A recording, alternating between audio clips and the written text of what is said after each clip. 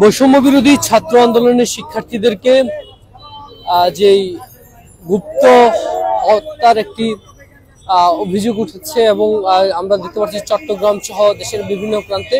তার প্রতিবাদে বিপ্লবী ছাত্র সমাজের ব্যানারে আমরা দেখতে পাচ্ছি যে আজকে শিক্ষার্থীরা শহরে বিক্ষোভ মিছিল এবং মানববন্ধন করছে এবং এর জন্য আমরা দেখতে পাচ্ছি যে যারা জুলাই আগস্ট আন্দোলনে নেতৃত্ব দিয়েছেন সে সকল শিক্ষার্থীরা আজকে অংশগ্রহণ করেছেন এবং তারা আসলে প্রতিবাদ জানিয়েছেন, নিজেদের নিরাপত্তা নিয়ে আসলে তারা প্রশ্ন তুলেছেন এবং এই ব্যাপারে প্রশাসনের ভূমিকা নিয়ে আসলে তারা প্রশ্ন তুলেছেন। নিজেদের নিরাপত্তার জন্য যেন ব্যবস্থা গ্রহণ করা হয় সেই দাবির কথা আসলে তারা বক্তব্যের মাধ্যমে তুলে ধরছেন। এবং আমরা জানি যে জুলাই বিপ্লবে শহীদের সংখ্যা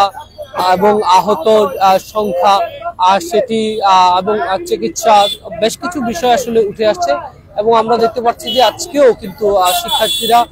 ফেনীর শহীদ মিনার প্রাঙ্গণ থেকে বিক্ষোভ মিছিলটি বের করে তারা বড় মসজিদ হয়ে এবং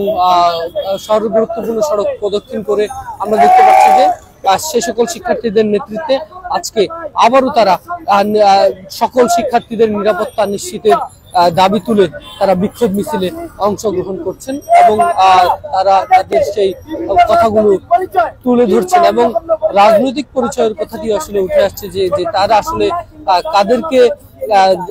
জামিন করে দিচ্ছেন এবং বিশেষ করে তদবিরের কথাটি যদি বলি তাহলে অনেক ক্ষেত্রে আমরা দেখতে পাচ্ছি যে রাজনৈতিক দলগুলো কিন্তু অনেককেই তাদেরকে ঠাঁই দিচ্ছেন নিজেদের আশ্রয় প্রশ্রয় এবং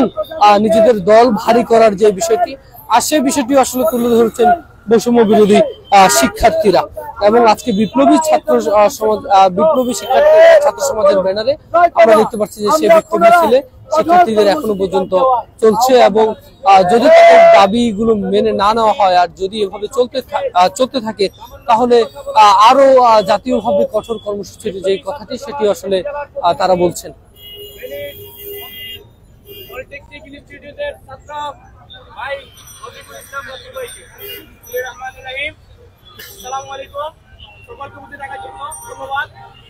আমরা দেখেছি